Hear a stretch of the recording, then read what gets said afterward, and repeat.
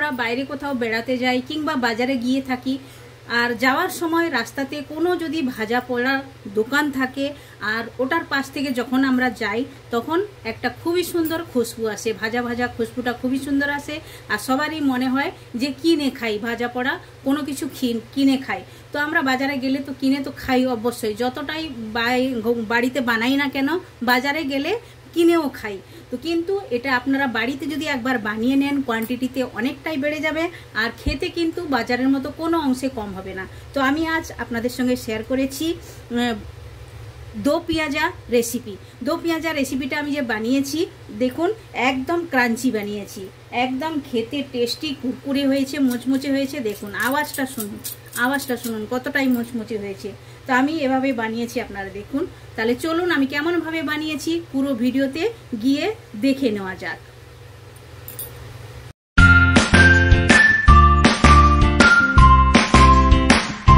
Welcome to my channel কি রান্না করিতে আপনাদের সবাইকে স্বাগত। আশা করি আপনারা সকলে ভালোই আছেন।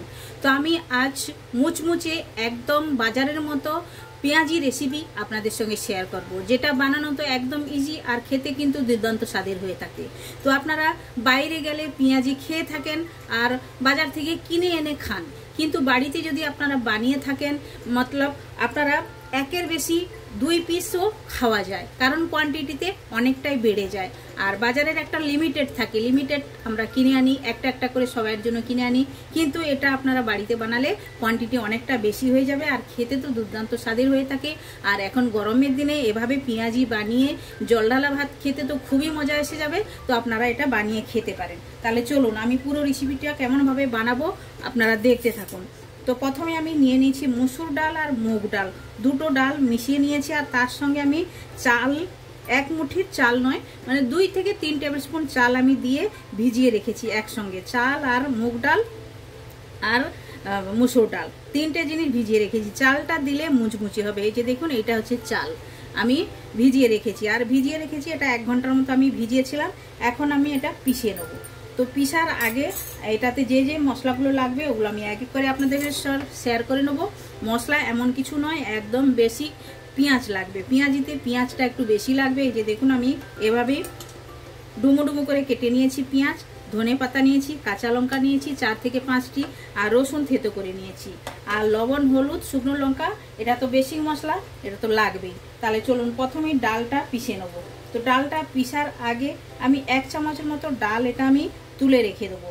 এটা আমি কেন তুলে রাখছি আপনারা পুরো ভিডিও দেখতে থাকুন, তাহলে আপনারা জানতে পারবেন। এই দেখুন 2 চামচের মতো আমি ডালটা তুলে রেখে দিয়েছি। এখন আমি কি করব, একটা মিক্সারের বাসন নিয়েছি, এইটার মধ্যে এখন আমি ডালটা পিষে নেবো। আর ডালটা পিসার সময় এটাতে আপনারা জল দেবেন না, বিনা জল দিয়ে পিসবেন, শুকনো শুকনো করে পিসবেন, তাহলে পেঁয়াজিটা একদম ক্রাঞ্চি হবে, মুচমুচে হবে, খেতে কিন্তু স্বাদের হবে। তো এখন এটা আমি পিষে নেব। তো দেখুন ডালটা পিষে নিয়েছি, এখন একটা পাত্রের মধ্যে আমি ঢেলে নেব। এভাবেই করে বাকি ডালগুলোও পিষে নেব। তো দেখুন ডালগুলো পিষে নিয়েছি এভাবেই করে। এখন এক এক করে আমি যে উপকরণগুলো নিয়েছি ওগুলো মিশিয়ে নেব। তো প্রথমে আমি দিয়ে দেবো কুচনো পেঁয়াজ,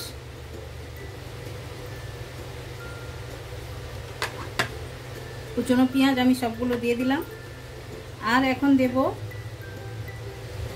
কাঁচা লঙ্কা কুচনো দিয়ে দিলাম, আর দেব ধনে পাতা কুচনো দিয়ে দিলাম, আর দেব রসুন কুচনো থেতো করা, মানে কুচনো নয় থেতো করে নিয়েছি, এভাবেই দরদরা করে পিষে নেবেন, দিলাম। আর এখন দেব আমি যে গোটা ডালগুলো রেখেছিলাম এইগুলো দেব। ডালগুলো দেওয়ার কারণ হচ্ছে একদম মুচমুচে হবে ডাল, গোটা গোটা ডাল যখন খাবেন একটু মুখে গেলে খুবই ভালো লাগবে টেস্ট, ওই জন্য আমি 2 চামচের মতো গোটা ডাল রেখেছি।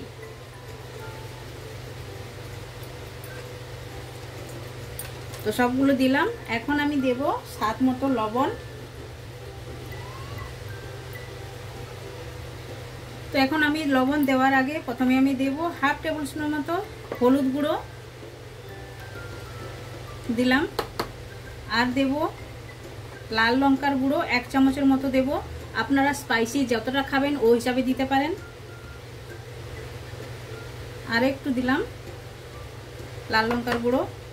আর এখন আমি অ্যাড করব স্বাদ মতো লবণ। এই যে লবণ নিয়েছি, দিয়ে ভালো করে সবগুলো মিশিয়ে, এটাতে আর কোনো কিছু লাগবে না, ভালো করে এগুলো মিশাবো।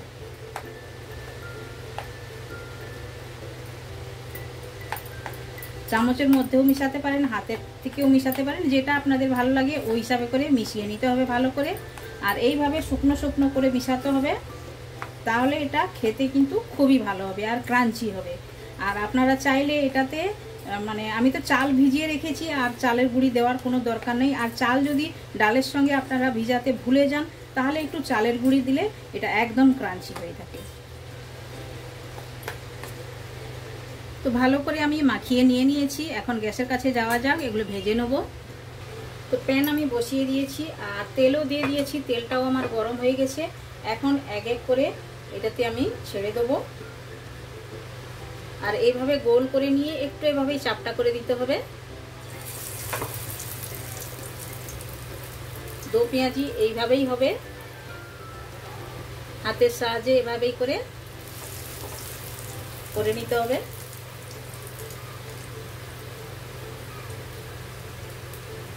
আর এইভাবে চাপটা চাপটা একটু বড় বড়ই হবে।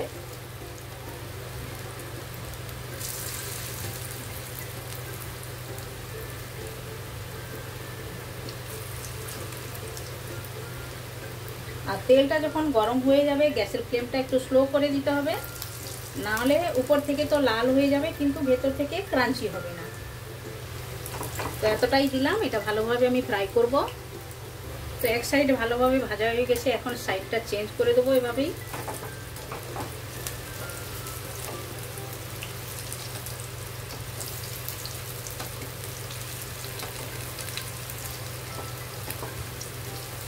আর এই সাইডটা ওইভাবেই লাল লাল করে ভেজে নেবো ভালো করে। তো এইভাবেই ভাজা হয়েছে, এটা এখন তুলে নেব। তারপরে আমি ডবল ফ্রাই করব, আবার ডবল করে ভাজা করব। তো এটা এখন আমি তুলে নিচ্ছি এক এক করে।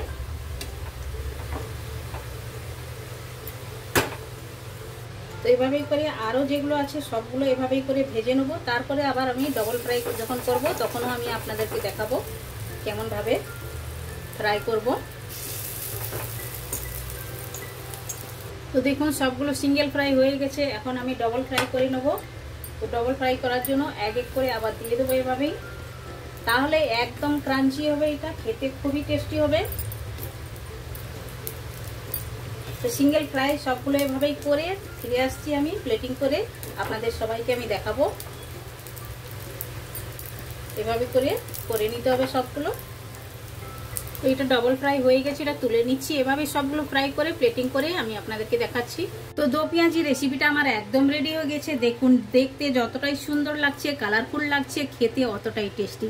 আপনারা এভাবে বাড়িতে একবার ট্রাই করতে পারেন, আর খেতে কিন্তু দুর্দান্ত স্বাদের হয়ে থাকে। আর দেখুন এই যে একটা একটা ডাল উপরে দেখা যাচ্ছে, গোটা গোটা ডাল, এটা কিন্তু খেতে একদম টেস্টি হয়ে থাকে। আর খাওয়ার সময় একদম মুচমুচে হয়ে থাকে। দেখুন এক একটা বড় ডাল, গোটা গোটা ডাল উপর থেকে দেখা যাচ্ছে, তাই জন্য খেতে খুবই টেস্টি হয়ে থাকে। মুখে যখন যাবে একদম ক্রাঞ্চি লাগবে খেতে। আপনারা এভাবে খেতে পারেন। আমি সঙ্গে রেখেছি শেজওয়ান সস, আপনারা চাইলে টমেটো সস দিয়েও খেতে পারেন, কিংবা এমনিতেও খাওয়া যায়, যেটা দিয়ে আপনাদের ভালো লাগে আপনারা এটা খেতে পারেন। চায়ের সঙ্গে তো একদম জমে যাবে, আর সন্ধেবেলা স্ন্যাক্স হিসাবে খুবই ভালো। আর এখন গরমের সময় জলডালা ভাতের সঙ্গে একদম জমে যাবে। আপনারা এটা ট্রাই করতে পারেন। তো একবার বানান, খান, কমেন্ট সেকশনে গিয়ে কমেন্ট করে আমায় বলুন আপনাদের পেঁয়াজি রেসিপিটা কেমন লেগেছে। ভালো লেগে থাকলে লাইক, শেয়ার, কমেন্ট করবেন। যারা এখনো পর্যন্ত চ্যানেলটি সাবস্ক্রাইব করেননি, প্লিজ চ্যানেলটি সাবস্ক্রাইব করে নেবেন। বেল আইকন অবশ্যই প্রেস করবেন, তাহলে নিত্য নতুন রেসিপি আপনারা সঙ্গে সঙ্গেই দেখতে পাবেন। আবার দেখা হচ্ছে নতুন কোনো রেসিপির সঙ্গে। সবাই ভালো থাকবেন, সুস্থ থাকবেন। আপনারা আপনাদের কিমতি টাইম আমায় দেওয়ার জন্য আপনাদেরকে অনেক অনেক ধন্যবাদ।